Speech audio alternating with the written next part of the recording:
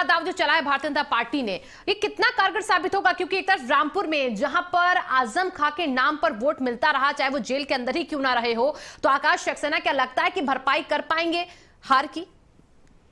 देखिए, आकाश सक्सेना को ये कह सकते हैं कि एक तरीके से बीजेपी ने भरोसा जताया है। हाँ। जिस तरीके से वो आजम खां के मामलों को एज ए विसल ब्लोअर वो उठा रहे थे, डिस्क्वालिफिकेशन भी आजम खां की डिस्क्वालिफिकेशन भी आकाश सक्सेना की याचिका पर हुई थी। तो आप समझिए कि आकाश सक्सेना एक तरीके से बीजेपी के लिए काफी खास थे इस समय बीजेपी के लिए उस सीट पर जहां पिछले 36 सालों से कभी आजम खां के खिलाफ कोई और चुनाव नहीं जीत पाया था। बीजेपी ने उनको मौका दिया है, आजम खां डिस्क्वालीफाई हो चुके हैं और शाम को तय होगा कि उनकी तरफ से यानी समाजवादी पार्टी की तरफ से उस सीट पर कौन उम्मीदवार होगा, कौन प्रत्याशी होगा। लेकिन आकाश सक्सेना एक चौंकाने वाला नाम है। लेकिन बीते 3 सालों में अगर हम बात करें तो आजम खां के खिलाफ जितने मामले सामने आए हैं उनमें ज्यादातर मामलों में आकाश सक्सेना की एक बड़ी भूमिका रही है, उन मामलों को बाहर लाने की, उनको रिपोर्ट करने की, उनको दर्ज कराने की। तो आजम खां के लिए एक तरीके से परेशानी का सबब आकाश सक्सेना बने हुए थे और इस बार उपचुनाव में भी आजम खां खुद तो चुनाव नहीं लड़ पाएंगे, लेकिन उनकी जगह पर जिसको भी चुनाव लड़ाया जाएगा आजम खां की तरफ से, उसके सामने आकाश सक्सेना ही खड़े रहेंगे। बिल्कुल। और देखिए अभिषेक, एक चीज और है, अब अगर हम मैनपुरी की सीट का जिक्र कर लेते तो वहां पर भी बीजेपी ने देखिए जैसे पिछले 2 चुनावों में शाक्य समुदाय के कैंडिडेट को लाकर खड़ा किया, इस बार के उपचुनाव में भी शाक्य समुदाय को ही चुना, क्योंकि सबसे ज्यादा अगर यादव समुदाय के बाद वोटर है तो शाक्य के ही है। तो ये भी बीजेपी का एक बड़ा कार्ड साबित हो रहा है।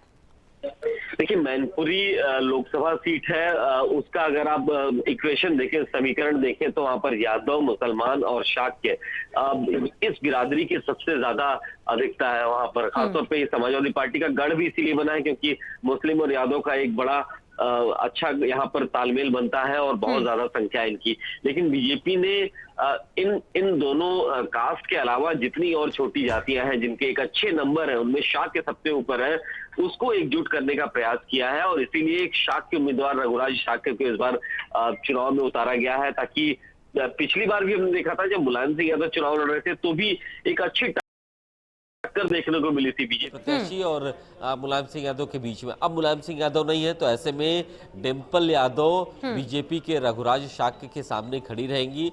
डिंपल यादव को फायदा, जाहिर तौर पर उनका होम टर्फ है, होम ग्राउंड है, यादव मुस्लिम एक अच्छा तालमेल है वहां पे। लेकिन जो बाकी बची हुई जातियां, बीजेपी का फोकस है कि शाक्य प्रत्याशी के साथ उनको अगर जोड़ा जाएगा तो उसका फायदा उनको दिखाई देगा। ठीक। और अब खतौली सीट की अगर बात करें अभिषेक, तो यहाँ पर बीजेपी ने जो कैंडिडेट अपना उतारा है वहां के समीकरणों के हिसाब से कितना मुफीद ये नाम? देखिए, राजकुमार सैनी को टिकट दिया गया है। सैनी बिरादरी की, जैसा मैनपुरी की बात कर रहे थे, ठीक उसी तरह खतौली यानी मुजफ्फरनगर का जो एरिया है वहां पर सैनी बिरादरी की एक अच्छी तादाद है। इस बार क्योंकि ये सीट विपक्ष के खाते में, अलायंस में अगर देखा जाए समाजवादी पार्टी और आरएलडी का अलायंस है, तो आरएलडी के प्रत्याशी को टिकट वहां पर मिला है। मदन भैया को चुनाव लड़ा रही है राष्ट्रीय लोकदल। बीजेपी लगातार ये कह रही है कि इनके खिलाफ तमाम आपराधिक मामले दर्ज हैं। इस बात को उस क्षेत्र में प्रचारित किया जा रहा है, उनके तमाम केस को लेकर के लोगों के बीच में बीजेपी जा रही है कि ऐसे अपराधी प्रवृत्ति के लोगों को चुनाव में ला रही है राष्ट्रीय लोकदल, और समाजवादी पार्टी उसका समर्थन कर रही है। और ऐसे में वहां पर राजकुमारी सैनी को टिकट दिया गया है।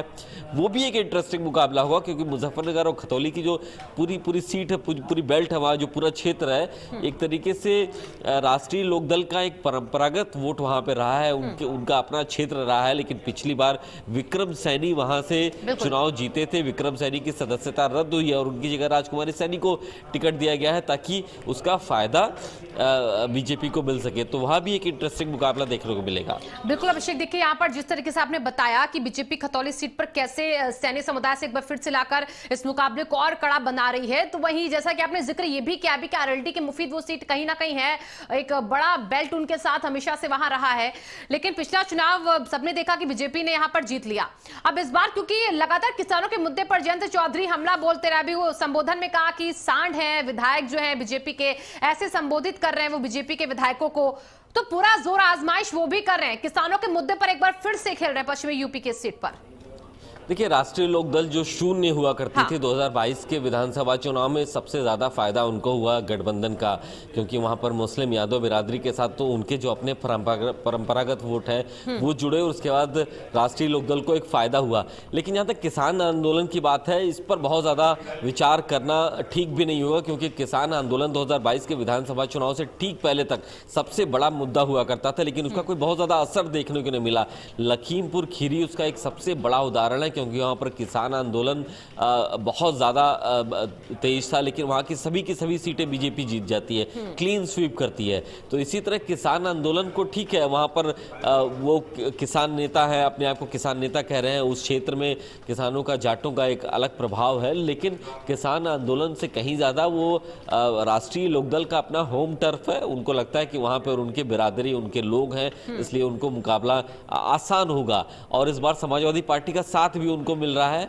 तो ये इस बार मदन भैया को जो चुनाव लड़ा रही है राष्ट्रीय लोकदल, जयंत चौधरी को ऐसा लगता है कि इन तमाम मुद्दों को अगर साथ में लेकर के चलेंगे तो उसका फायदा उनको मिलेगा। बिल्कुल अभिषेक, और देखिए रामपुर में भी यहाँ पर आजम खां के साथ जो वोटर्स अभी तक खड़े रहे हैं, उनको अपने पाल में लाना भी एक बड़ी चुनौती बीजेपी के लिए होगी। यहाँ पर अब रामपुर का कैंडिडेट कौन होता है फिलहाल अभी ये तो विपक्षियों ने नहीं बताया, लेकिन मुकाबला कड़ा, फाइट कड़ी जरूर होगी अभिषेक। और ऐसे में यहाँ पर कितना टफ होगा, कितना बड़ा चैलेंज होगा रामपुर में बीजेपी को अपनी जीत पक्की करने के लिए?